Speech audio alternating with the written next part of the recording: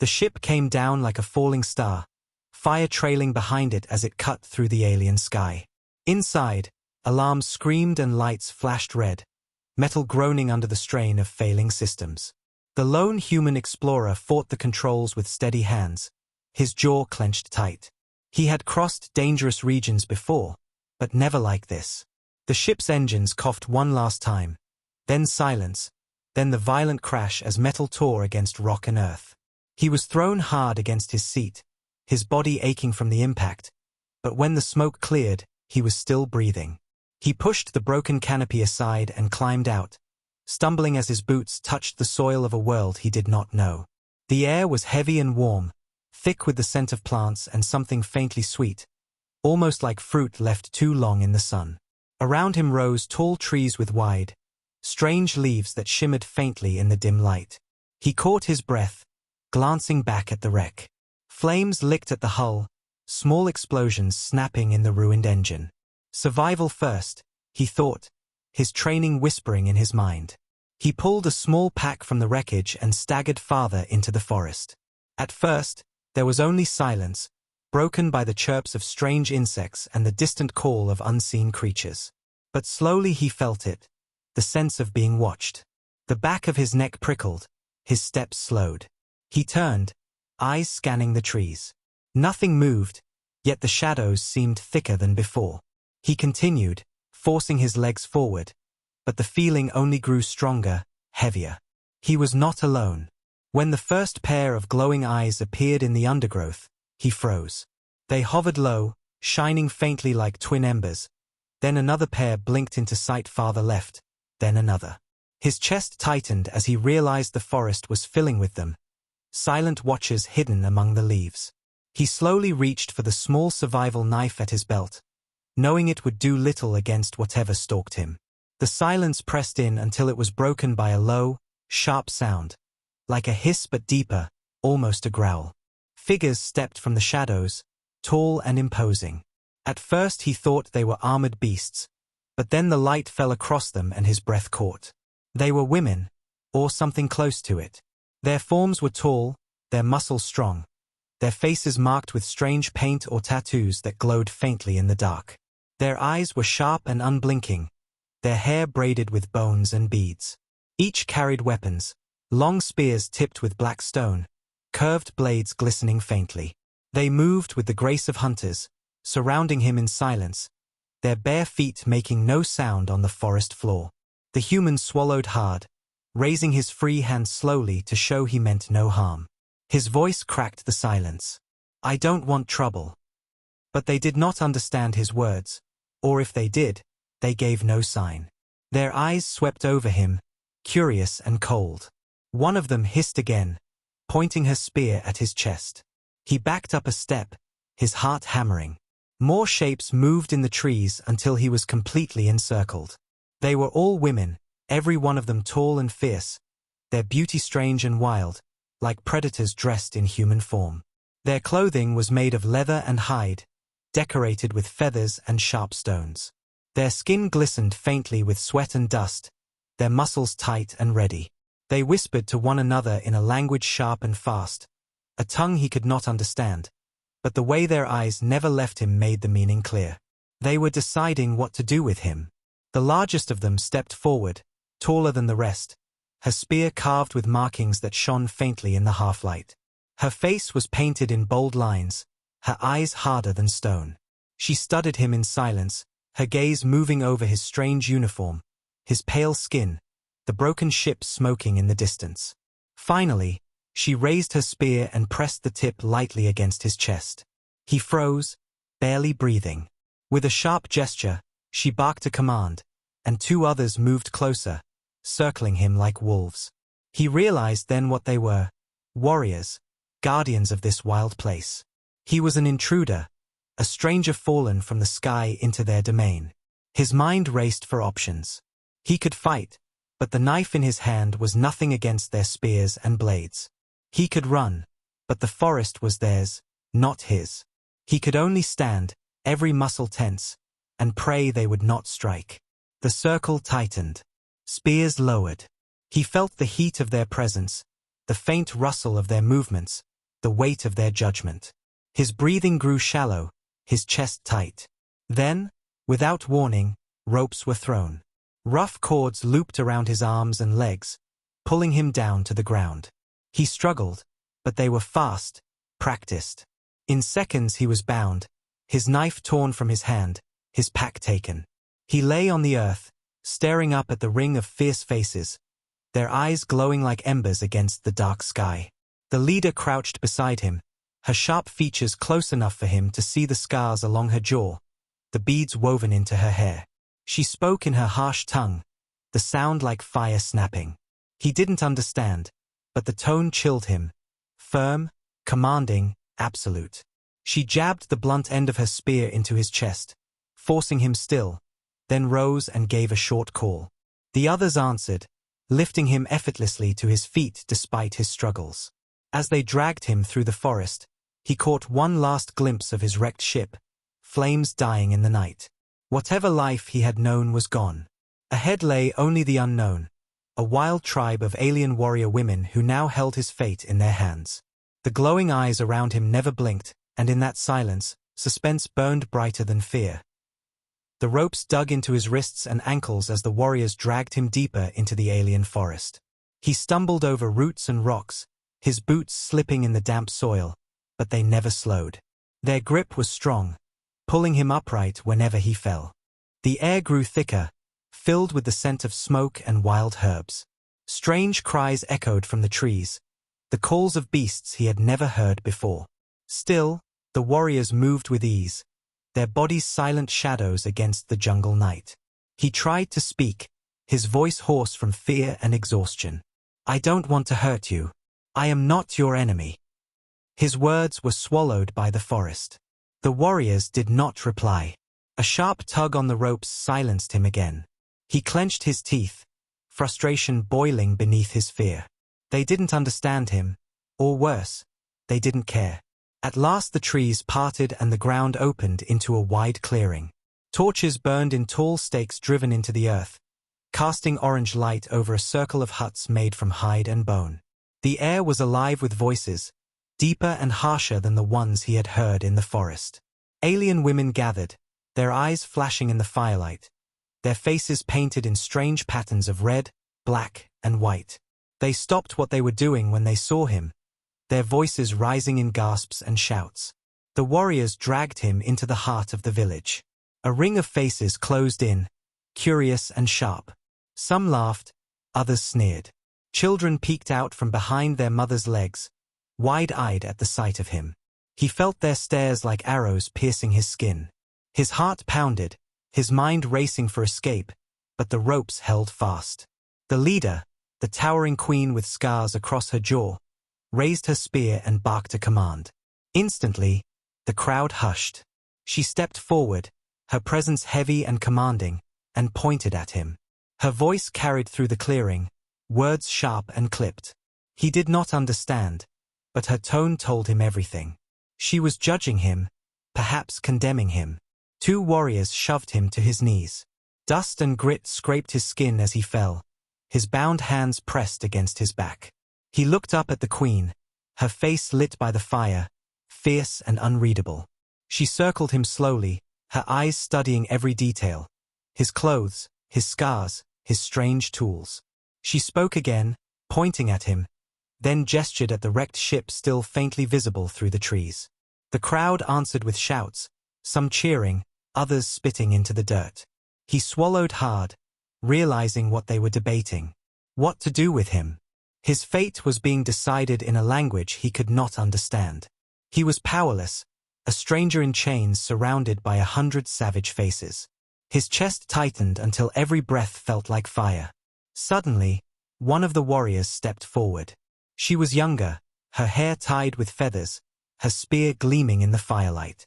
She spoke quickly, her voice rising. She pointed at him, then mimed striking him down. The crowd roared with approval. Another warrior, older and broader, stepped forward and shook her head. She gestured to the wrecked ship, then to him, as if to say he had survived something powerful. The crowd erupted again, voices clashing like thunder. The queen silenced them with a single sharp cry. She turned back to him, her gaze burning into his soul. Then she thrust her spear into the ground beside him with a thud.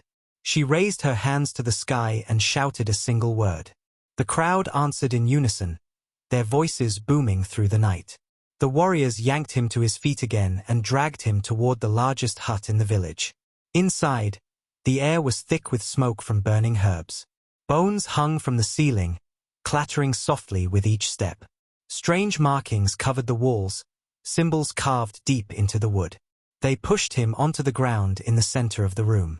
The queen entered last, followed by two elders with painted faces. One elder knelt beside him, her eyes sharp and cold. She touched his chest with her hand, then muttered words he couldn't understand. She traced strange symbols onto his forehead with ash from the fire. He flinched at her touch, but she only smirked, as though she had confirmed some dark suspicion. The queen raised her spear again, pointing it directly at his chest. Her voice was low, steady, commanding. Then she gestured at the fire pit in the center of the room. Two warriors brought out a stone bowl filled with glowing embers. The heat washed over him, searing his skin even from a distance. Fear crawled through his veins. Was this his execution? A ritual? A test? He struggled against the ropes, his breath ragged.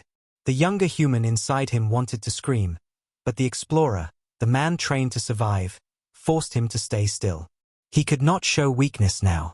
The queen spoke again, her words sharp as blades, then lowered her spear until the tip rested against his chest. The silence was unbearable. Around him the warriors stood waiting, their eyes glimmering with hunger for whatever judgment would fall.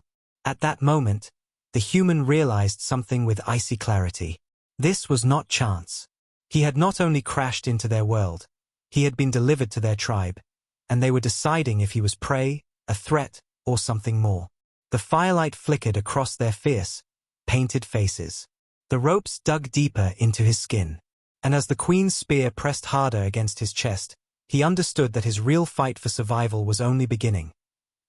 The firelight in the great hut burned low, casting shadows that danced across the painted walls. The alien queen stood tall, her spear still pointed at the human's chest, her scarred jaw set in hard lines. Around her, the tribe's warriors watched in silence, their breath steady, their eyes sharp. The air was thick with smoke and the smell of burning herbs, and the human could feel sweat sliding down his face. His wrists ached from the ropes. His body was bruised from the crash and the long march, but it was the weight of those unblinking eyes that pressed hardest against him. At last, the queen raised her spear high and barked a command.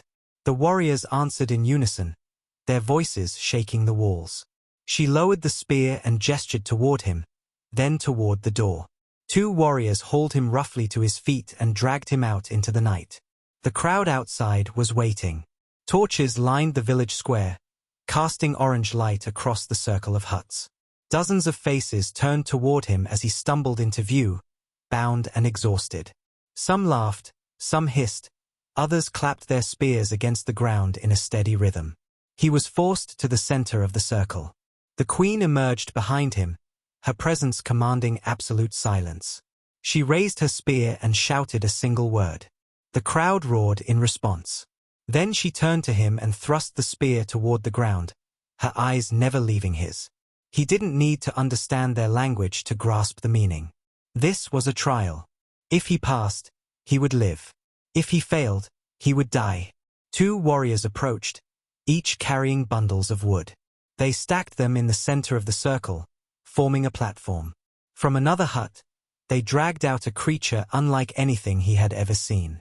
It was massive, its skin dark and scaled, its jaws lined with teeth like daggers. For legs slammed against the earth as it thrashed against its bindings, its eyes glowing yellow in the firelight. The crowd shouted louder, spears pounding in rhythm. The queen gestured to the beast, then to him. His blood ran cold. He understood. They wanted him to fight it. The ropes around his wrists were cut, and his arms fell limp at his sides. He rubbed at the raw skin, his eyes never leaving the beast. A warrior shoved a crude spear into his hand, the wood rough and heavy. He gripped it tight, trying to steady his breathing. His mind screamed that this was madness. He was one man, injured and weak from the crash. This was their world, their arena. But he had no choice. The bindings on the beast were cut, and it lunged forward with a roar that shook the ground. The crowd cheered, their voices rising like thunder. The human raised the spear, his heart pounding so hard he thought it would burst. The beast circled him, its yellow eyes fixed on his throat. It snapped its jaws, testing him, before lunging with terrifying speed. He rolled aside just in time, the spear grazing against its scales. The force of its movement knocked him off his feet, and he scrambled to stand as the beast swung around. Dust filled his lungs, his arms burned, but he forced himself to focus. He couldn't outmatch its strength. He had to outthink it. The beast lunged again, its jaws wide. He thrust the spear upward, the tip scraping against its mouth. The wood shuddered in his hands as the creature snapped, breaking the spearhead clean off. The crowd roared with laughter, the sound echoing like a cruel storm. He staggered back, weaponless now, his chest heaving. The beast prowled closer, confident. Its massive claws gouged the dirt. The human's eyes darted around desperately, searching. His gaze fell on the embers glowing in the fire pit at the edge of the circle. Heat burned against his skin as an idea sparked in his mind. He rushed toward it, grabbing a half-burned branch with his bare hands. Pain seared his palms, but he held on, swinging the flaming wood toward the beast. The creature snarled, recoiling from the fire. The crowd's laughter faltered, replaced by uneasy murmurs. He pressed forward, shouting, waving the burning branch. The beast snapped at him but hesitated at the flames. He used that hesitation, lunging forward and driving the branch into its eye. The creature screamed, thrashing violently. He rolled aside as it slammed into the dirt, clawing at its face. Seizing the chance, he grabbed a shard of the broken spear from the ground and rushed forward. With all the strength left in his battered body, he plunged it deep into the beast's throat. Hot blood sprayed across his arms as the creature convulsed, choking. The crowd erupted, half in fury, half in awe. The beast staggered once, then collapsed into the dirt, its body twitching before going still. Silence fell over the village. Smoke curled upward from the dead creature, the smell of blood mixing with burning wood. The human stood over it, his chest heaving, his hands shaking and raw from burns. He dropped the bloody shard, his body swaying from exhaustion, and looked toward the queen. For a long moment she only stared at him, her painted face unreadable. Then she stepped forward, raised her spear high, and shouted. The crowd answered, their voices thunderous. Some pounded their chests, others slammed their spears into the ground. The rhythm shook the earth. He had survived. He had passed the trial. The queen approached him, her gaze fierce but no longer cold. She touched the flat of her spear against his shoulder, then nodded once. It was not warmth, not yet trust, but it was recognition. He had earned his place, if only for a little while longer. The human staggered back, his body screaming with pain, but deep inside, a flicker of resolve burned brighter. He had lived through the crash, through capture, and now through their brutal test. He understood one thing with icy clarity. Survival here would demand more than strength. It would demand cunning, patience, and a will unbroken. And as the wild tribe of alien warrior women cheered around him, their eyes both fierce and curious, he realized this was only the beginning of his trial. The night after the trial was long and restless. The human lay on a bed of woven hides inside a small hut, his body aching from burns and bruises. Outside, the village pulsed with life. Drums pounded in heavy rhythms, voices rose in songs that sounded more like war cries than celebration. Fires blazed high, throwing sparks into the sky, and the smell of roasted meat drifted through the air. The tribe celebrated the kill of the beast he had slain, though he knew they were also celebrating their new prisoner, him. He shifted uncomfortably, the ropes still binding his ankles. A warrior woman stood guard at the hut entrance, her painted face unreadable in the firelight. Her spear was never more than an arm's length away. He tried not to look at her, but her sharp eyes followed every movement he made. He sighed, leaning back against the rough wall, his mind racing. He had survived the crash, survived capture, and survived the trial. But now came something he feared more, the quiet days that followed. Days where every glance, every whisper, was a reminder that he did not belong. Morning brought no kindness. He was dragged from the hut into the blinding sunlight, the ground hot beneath his boots. The tribe gathered around, their faces hard, curious, mocking. Children pointed at him, giggling, while older warriors sneered. The queen appeared from her hut, towering and regal, her scars glinting in the light. She raised her spear, silencing the noise, then barked a command. The warriors shoved a bundle into his hands. Simple tools, rough and crude. They pointed toward the forest. He understood quickly. They would not let him rest. If he wanted to stay alive, he had to work. He followed them into the forest, carrying a heavy basket strapped to his back. The women cut through the undergrowth with stone blades, moving swiftly, their muscles rippling with each strike. He lagged behind, sweat pouring down his face, stumbling over roots and rocks. The warriors snapped at him in their sharp language, prodding him with spear handles when he slowed. By the time they returned to the village, his shoulders were raw, his legs weak. But his trials did not end there. Later, he was thrown into a pit of mud with two younger warriors. The crowd gathered, laughing and chanting, as the women circled him. One lunged, slamming into his chest and sending him sprawling. He gasped, his body sinking into the muck, but forced himself up again. The second warrior struck low, sweeping his legs from beneath him. He fought desperately, using every ounce of strength to stay on his feet. He realized this was another test, not of killing, but of endurance. To see if he could last. When he finally collapsed, chest heaving and vision blurred, the crowd roared with laughter. But he noticed something in their faces. Less scorn than before, more interest. He had not won, but he had not yielded easily either. They respected resistance, even in defeat. That night, exhausted and sore, he sat alone near the fire. The tribe feasted on meat from the day's hunt, tearing it apart with sharp teeth, grease shining on their painted lips. They sang in voices that shook the ground, their bodies moving in wild dances around the flames. He felt their eyes on him often, some cold, some mocking, but a few softer, curious. One warrior woman, younger than most, with hair braided in feathers, tossed him a small piece of meat. He caught it clumsily, surprised. She smirked faintly, then turned back to the fire. Slowly, he realized this was how it would be. Every day, he would be tested. Every moment, he would be judged. He was no longer prey to be killed outright, but he was not one of them either. He existed in the narrow space between, an outsider forced to walk their path without stumbling. Over the weeks, he learned more of their rituals.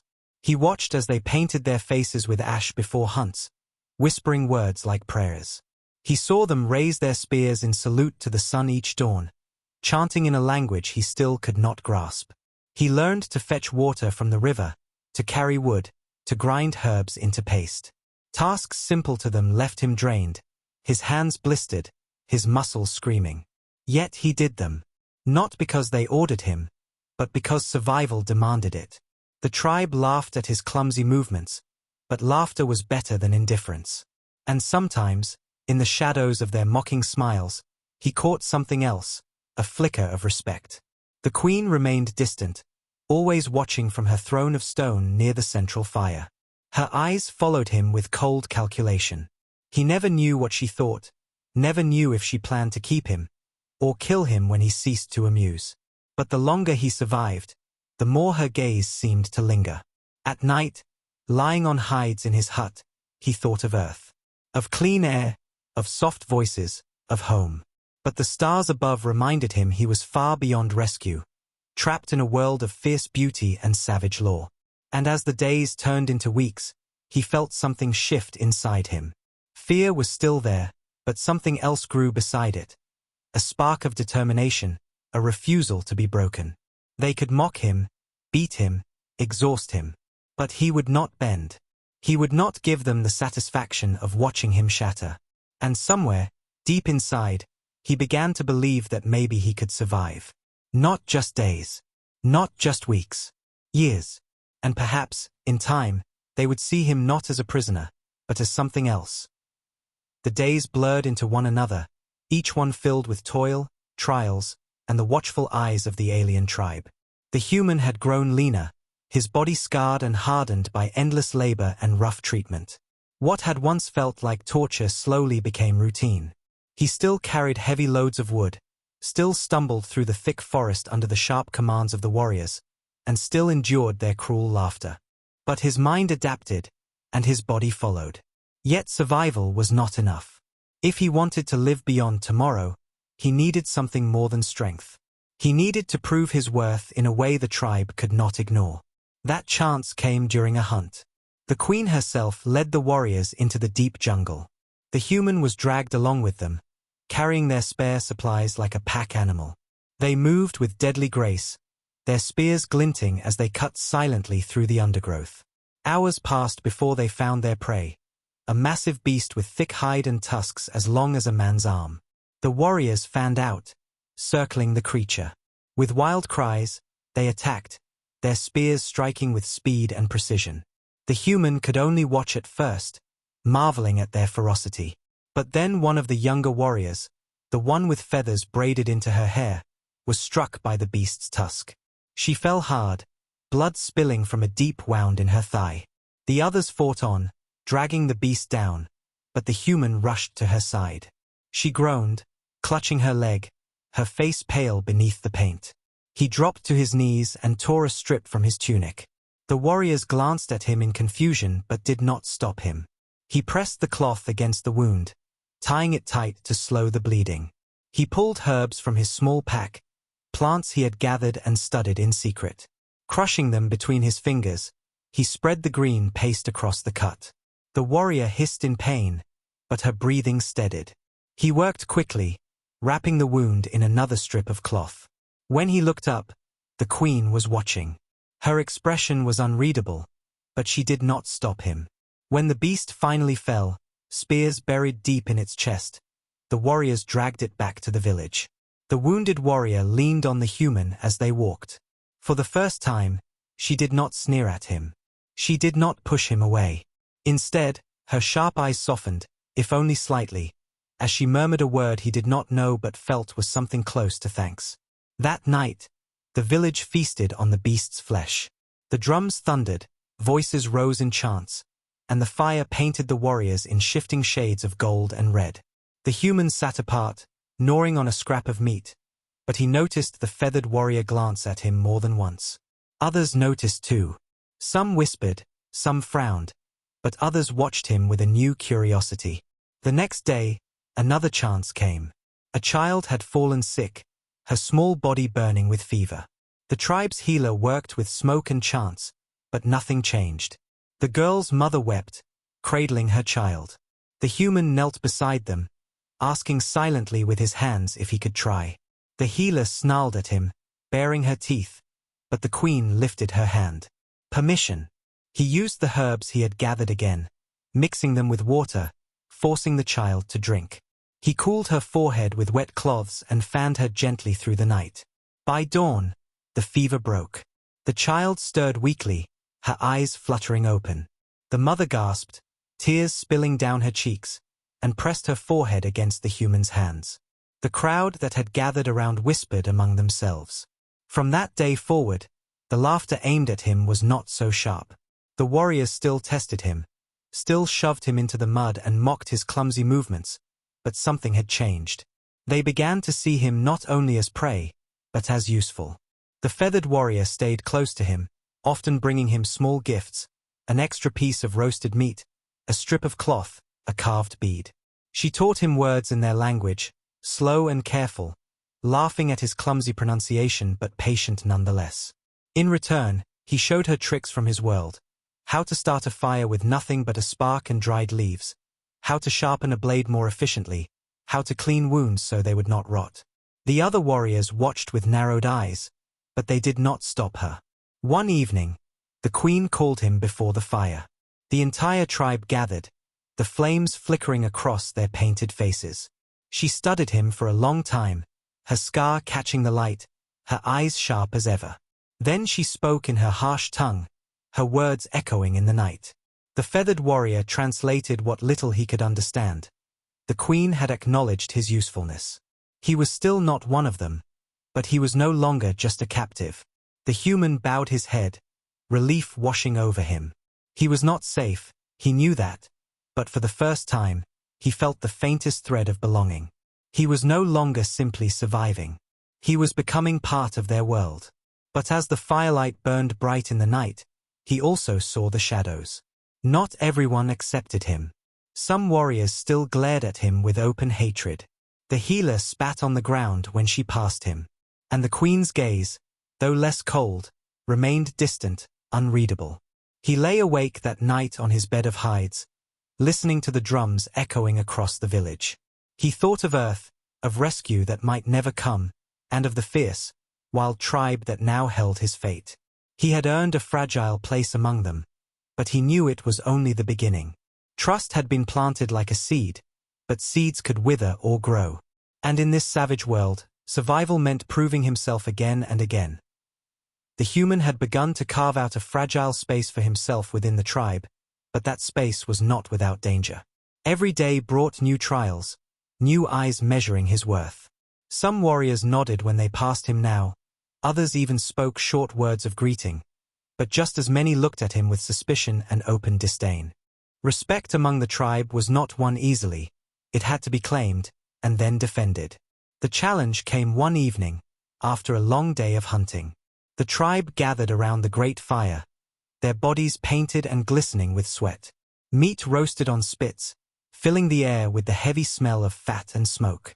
Drums pounded in slow, steady rhythm as the warriors danced, their spears flashing in the firelight. The humans sat near the edge of the circle, chewing on a piece of meat, still sore from carrying loads back from the forest. The murmurs started first. A voice sharp and bitter rose above the drums. One of the strongest warriors, a towering woman with black paint streaked across her chest, pushed her way into the circle. She carried her spear high, her muscles tight with fury, her glowing eyes fixed on the human. She barked words in her harsh tongue, her voice dripping with contempt.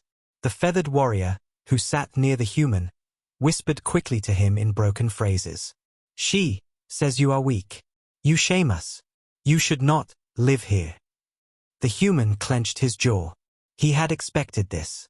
Acceptance from some meant defiance from others. He rose slowly to his feet, his chest heavy, his body still aching from days of labor. The rival warrior pointed her spear at him, her teeth bared. The crowd roared, pounding their spears against the earth. The queen stood then, her scarred face lit by the flames. She raised her hand and the noise fell away. Her eyes burned into the human as she spoke, her words short and sharp. The feathered warrior leaned close again. "She says, you must fight. You must prove. If you live, you stay. If you die, you were never worthy." The human swallowed hard. This was not a choice. It was survival. He nodded once, his face pale but set. The queen lowered her hand and barked a command. The drums changed, faster now, a battle rhythm that sent vibrations through the ground. The rival warrior lunged forward, spinning her spear with a predator's grace. They pushed him into the circle, the crowd tightening around them. The fire burned high, smoke curling into the night sky. The rival warrior shouted, then struck. He barely dodged, the spear slicing through the air inches from his chest. He stumbled back, grabbing a discarded wooden staff from the ground. It was crude, uneven, but it was all he had. The crowd jeered, some shouting for his death, others clapping in excitement. The rival warrior pressed forward, her strikes sharp and merciless.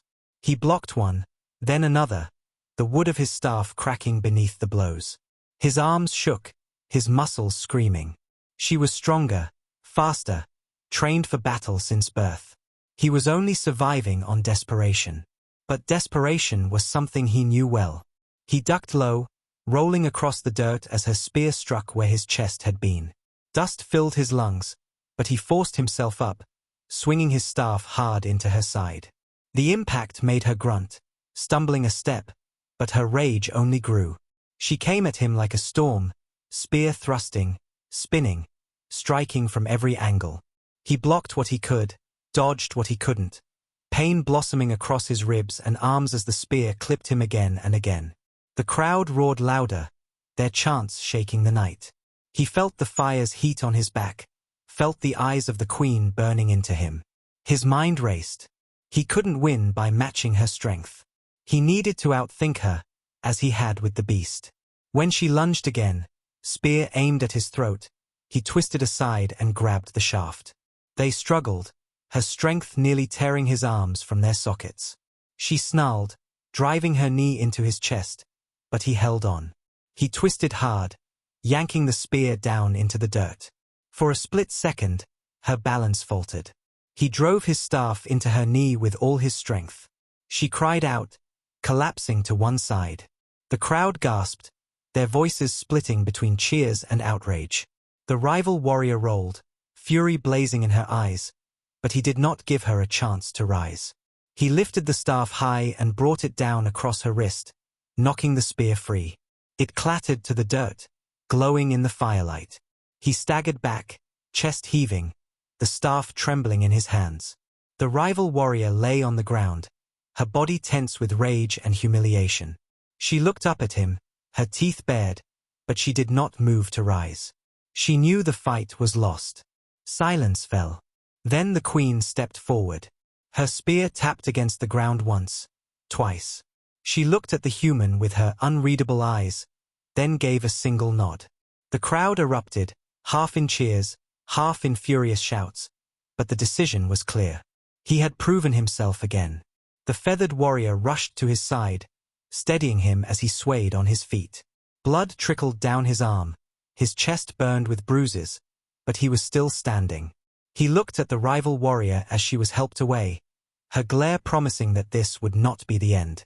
That night, as he lay in his hut, his body broken and sore, he felt a strange shift in the air around him. The laughter outside was different now, not mocking, but almost approving. Some warriors spoke his name in low voices. Others spat it like a curse. But one truth had become clear. He was no longer simply the outsider they had dragged from the forest. He had fought, and he had won. And in a tribe that lived by strength, that meant something. Still, he knew the queen's eyes would never stop measuring him. And he knew others would challenge him again.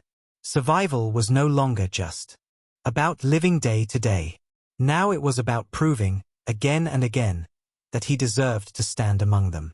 And deep down, though fear still lived in his heart, another feeling began to stir. Pride. The human woke before dawn, his body sore and bruised from the duel. The village still slept, only the faint crackle of dying fires breaking the silence. He stepped outside his hut, the cool air brushing against his skin, and for the first time since the crash, he allowed himself a moment to breathe. He had fought and survived, but he knew the battle for respect was far from over. The rival warrior's glare still haunted him. She would try again. Others might as well. Strength earned admiration in the tribe, but it also painted a target. As the sun climbed above the jungle, the tribe stirred. Warriors sharpened their spears, children laughed as they chased one another, and smoke from morning fires rose into the sky. The feathered warrior approached him, her face softer than most, though her eyes held their usual sharpness. She handed him a piece of dried meat and gestured toward the forest. Curious, he followed her past the outer huts, deeper into the wilderness. The jungle was alive with sounds, birds screeching, insects humming, leaves rustling in the heavy wind. The feathered warrior moved with grace, silent as a shadow, but she slowed for him, waiting when he stumbled over roots or branches. At last they reached a clearing where a small stream trickled through moss-covered rocks. She crouched beside it, motioning for him to sit. She pointed to herself, tapping her chest. Keareth, she said. Then she pointed at him, raising an eyebrow. He hesitated before speaking his name. She repeated it clumsily, her accent thick, then laughed. It was the first time he had heard real laughter from her, and it struck him with a strange warmth. She tapped her chest again. Keareth. Then she pointed at him once more, repeating his name slowly until she pronounced it correctly. For hours they sat by the stream, trading words in halting fragments. She taught him simple phrases of their language, correcting him when he stumbled. He taught her a few of his words, laughing quietly when she struggled to mimic the sounds. Slowly, a fragile bridge of understanding began to form between them. But as the sun dipped lower, her mood changed. Her face hardened, her eyes darkening. She spoke quickly, gesturing toward the village, then to the distant horizon. He caught only fragments, but the weight in her voice made his chest tighten. She paused, then leaned closer, her voice dropping to a whisper. In broken words, mixed with the few human phrases she had learned, she told him the truth. The tribe was not savage by nature. They had not always lived in the jungle, painted in ash and blood. They were exiles, cast out by their own people long ago. Their empire, vast and cruel, had demanded obedience to ancient traditions. Women were meant to serve, not lead. When this group of warriors defied that law, choosing strength and freedom over submission, they were banished to the wild. Those who stayed loyal to the empire called them savages. They called themselves survivors. The human listened, stunned. He had thought them fierce, brutal, untamed. But now he saw something more. They were not wild by choice. They were outcasts, punished for refusing chains. In their exile, they had built something new. A society where women ruled, where strength and loyalty meant more than birth or blood. Kearetha's voice shook as she told him how the queen had once been a commander in their empire's army, betrayed by her own kin when she refused to bow. Many of the warriors had been daughters cast aside, sisters abandoned, mothers who chose defiance. Their scars were not just from battle, but from survival itself. He sat in silence, the truth heavy in his chest. The tribe's savagery was not madness, it was armor. Every fight, every ritual, every harsh test was a way to keep themselves strong in a world that wanted them broken. When they returned to the village, he looked at the warriors differently. The rival who had tried to kill him, her rage was not only against him, but against the idea that an outsider could share the pain they had bled for. The queen's cold eyes were not just judgment. They were the eyes of a leader carrying the weight of an entire people. That night, as the tribe gathered around the fire, he noticed details he had missed before. The way the warriors placed their spears in a circle, tips pointing inward, a symbol of unity. The way their chants told stories, not just of beasts and battles, but of betrayal and exile. Every scar on their bodies was a memory, every tattoo a vow. He realized then that he was no longer just surviving among them. He was becoming part of their story. And though he was an outsider, his presence had already shifted something. Some looked at him with curiosity, others with suspicion, but none ignored him now. Later, as he lay in his hut, the feathered warrior's words echoed in his mind. Exiles. Survivors. Not savages. His heartbeat quickened as he thought of Earth. What would his people say if they knew? What would they do if they discovered these warriors? Would they see them as allies? Or threats? The fire outside crackled low, shadows flickering across the walls.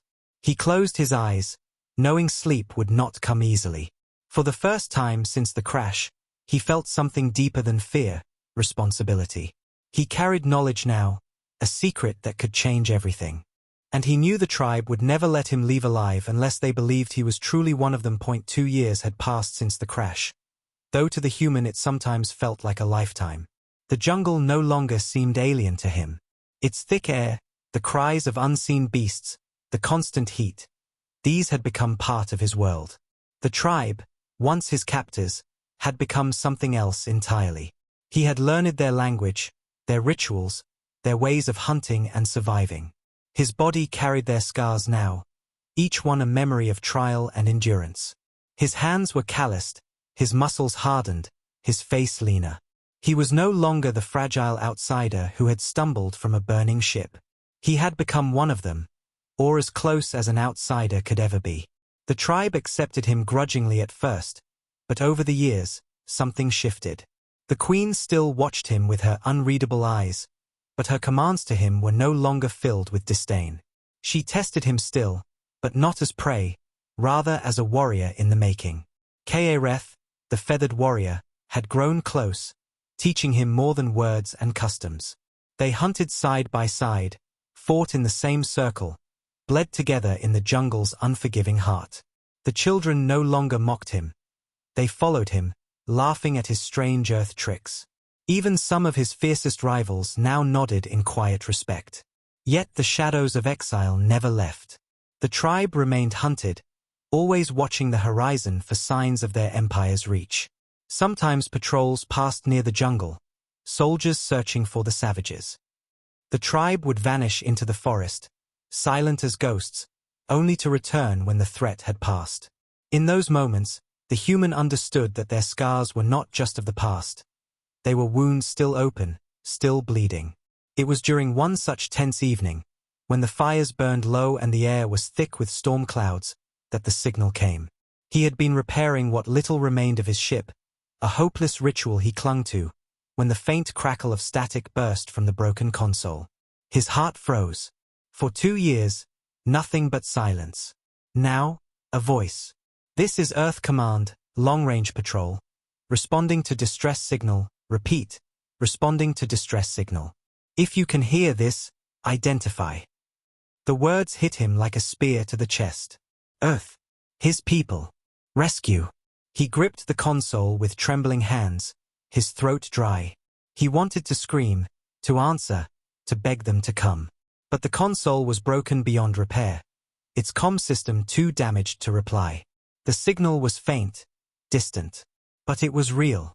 Kaereth found him sitting there, his face pale, his eyes wide with shock.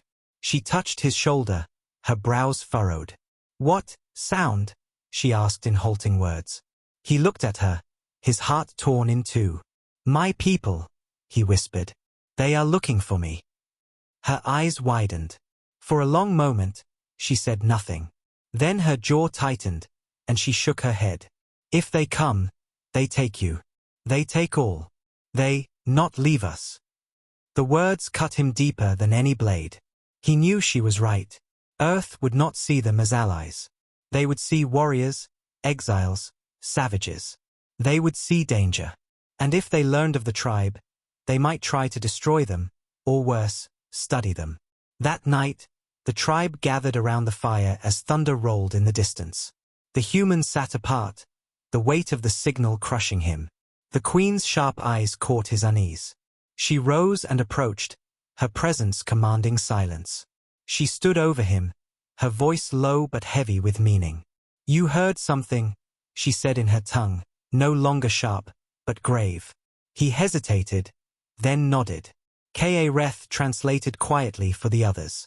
Murmurs spread through the crowd, voices rising in alarm and suspicion. Some glared at him as if he had betrayed them. Others looked afraid. The queen silenced them with a raised hand. Her gaze never left his. "Your people call you," she said. "What will you do?" The question struck him harder than the signal itself. What would he do? Return to Earth, to his people, to safety and familiarity? Or remain here, among those who had once bound him in ropes and dragged him like prey, but who now saw him as one of their own? He looked at Kaereth, her face lit by firelight, her eyes wide and searching. He looked at the children, the ones who laughed at his strange tricks. He looked at the warriors who had fought beside him, who had bled in the same hunts. 2 years ago, he would have begged for rescue. Now, he felt the chains of choice heavier than any rope. He rose slowly to his feet, his chest tight. He looked at the queen, at the tribe, at Kaereth. His voice trembled but carried through the firelit circle. "I am human," he said, "but I am also yours. If Earth comes, I will not lead them here. I will not betray you." The crowd erupted in shouts, some of approval, some of doubt. Kaereth stepped forward, gripping his hand tightly. The queen studied him for a long, endless moment. Then she raised her spear high, her voice booming over the storm. "He chooses us." The tribe answered with a thunderous cry, spears raised high, voices shaking the night. The storm broke above, rain pounding down, but the fire still roared, their chants rising louder than the thunder. The humans stood among them, drenched and trembling, his heart torn yet steady. He had made his choice, though he knew the danger it carried. Earth was out there, searching. Someday, they would come. And when they did, the fragile world he had built here would be tested. But for now, under the storm and fire, he stood not as a prisoner, not as a stranger, but as part of the savage tribe of beautiful warriors who had taken him in. And whatever came next, he would face it at their side.